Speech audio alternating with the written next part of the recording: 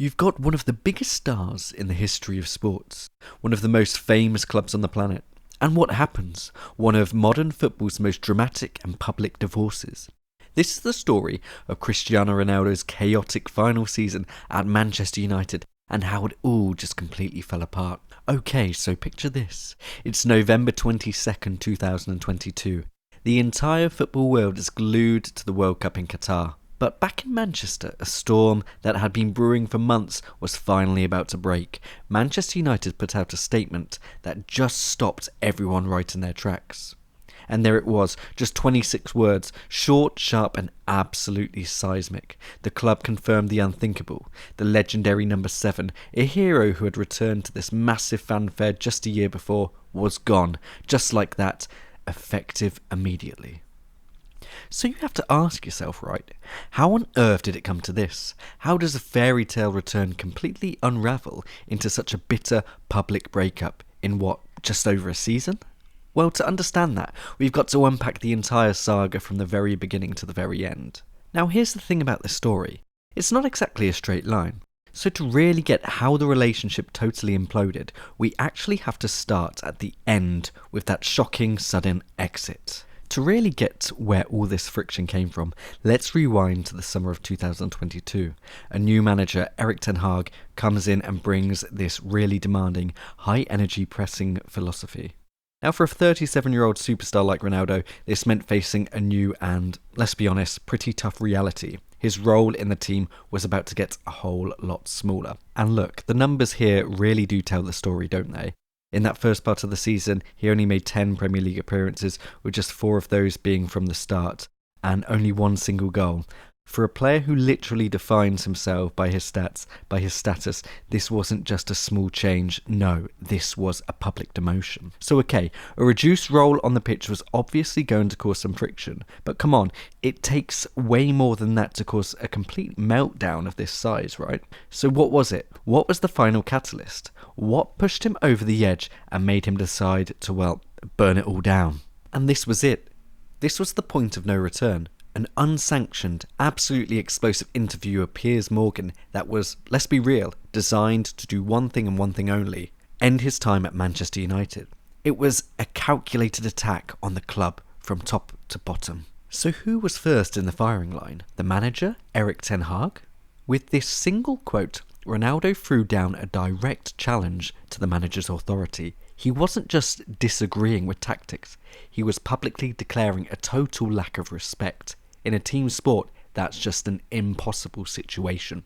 But he didn't stop there.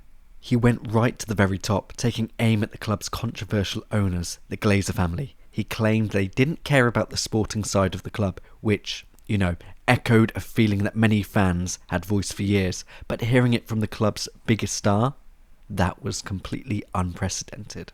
And this just shows you the full scope of his criticism. He wasn't just settling personal scores, he was questioning the entire project and the club's ambition. He essentially told the world that he believed Manchester United was a club in decline. So after an interview like that, the relationship was obviously shattered beyond repair. But look, let's look at the mechanics of this from a legal perspective. Could the club just sack him? What were their options really? This wasn't just a drama playing out in the media. Behind the scenes, that interview triggered a really high-stakes contractual showdown as lawyers on both sides scrambled to figure out the terms of the exit. Alright, so this whole thing really hinges on this legal concept called gross misconduct. It's a standard clause in employment law that basically means an action is so serious it just destroys the relationship between an employer and an employee, and that can justify immediate termination, often without a payout. And the standard Premier League player contract is very clear on this stuff. It has express terms that stop a player from bringing the club into disrepute or causing damage to its employees, like say the manager. Legally, Manchester United had a really strong argument that Ronaldo's interview was a textbook breach of these clauses. So this lays out the two paths the club could have taken. They could have tried to fire him for gross misconduct, but that risked a long, messy and very public legal fight. The other option, a mutual agreement, it offered a clean, immediate break, letting both sides move on and avoid dragging the dispute through FIFA tribunals or the courts. And for the club, well, the mutual agreement had a huge financial benefit. By tearing up the final 7 months of Ronaldo's contract, Manchester United reportedly saved around £15.5 million in wages. On the pitch, the impact was immediate and surprisingly positive. The team seemed re-energised. They went on to finish third in the league and reach the final of the FA Cup. And most importantly, won the EFL Cup, securing their first piece of silverware in 6 years. The team as a whole seemed stronger without the individual distraction.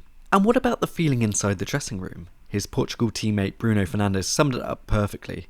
He acknowledged that playing with Ronaldo was a dream, but stressed that nothing lasts forever and that the squad was now fully focused. The message was clear, the team had moved on.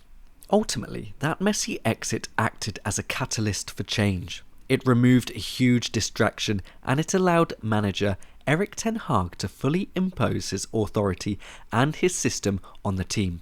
So when we look back, how should this chapter be remembered? Perhaps the answer is both. It was a bitter divorce that definitely tarnished a legend's legacy at the club, but it was also maybe the painful but necessary reset that allowed Manchester United to finally turn the page and look towards a new era.